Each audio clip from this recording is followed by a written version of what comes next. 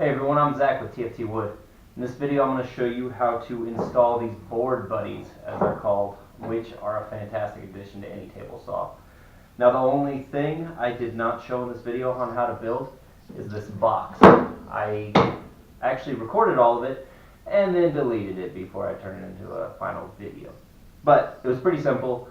Basically you just make a box that fits over your fence, make sure it's tight, and yeah, that's about it. Alright, here we go.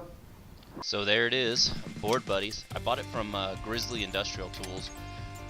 It arrived pretty quick, actually. It wasn't too bad. And here we go. So right here, I am adjusting the arms for this. Actually, I wanted to make sure that it would make contact, be the right length once I actually pick the spot for the track. So I'm adjusting up and down. I pretty much always cut 4/4 lumber.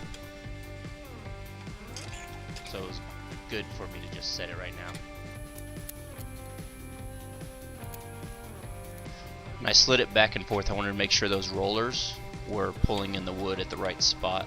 And there I am. I put in some Paduke, actually, 4/4 Paduke, just to see how it looked. And there was two spots. If you saw me go back and forth right there, there's two spots where you can actually attach the board buddy to that rail. And here I'm marking the holes so I know where to drill.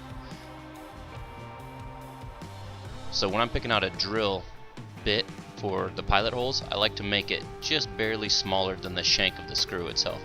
And yeah, I put it back and then realized I gotta take it right back out.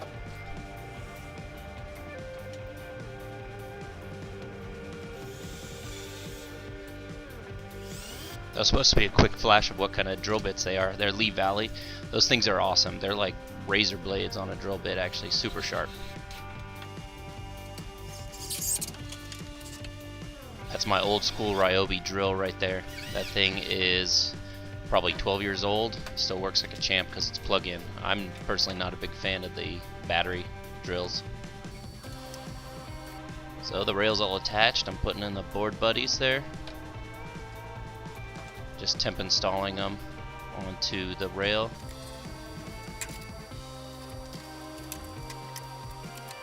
And doing some more adjustments, make sure it all rides the right height.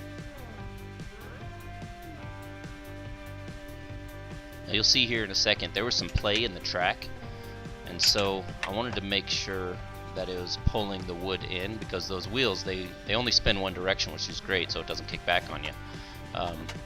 But I wanted to make sure as they were spinning it was pulling the wood against the fence, and so I actually loosened it back up and kind of cocked it off to the side a little bit, so that those wheels pulled it in. It actually works pretty good too. Better than I thought it would.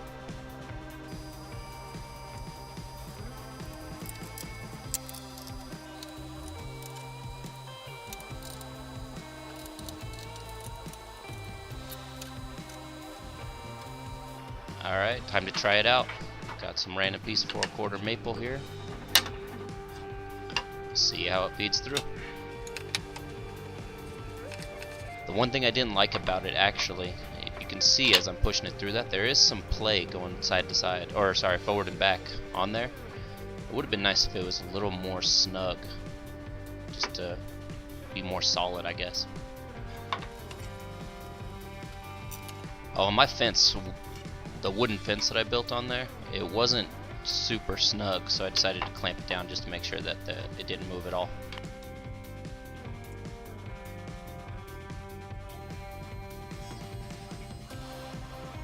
That part was a little awkward too, not much room to push it through. Alright, there it is. Worked pretty good. A little bit of burn, but not bad. Hey guys, thanks for watching my video. Don't forget to watch my next video and subscribe.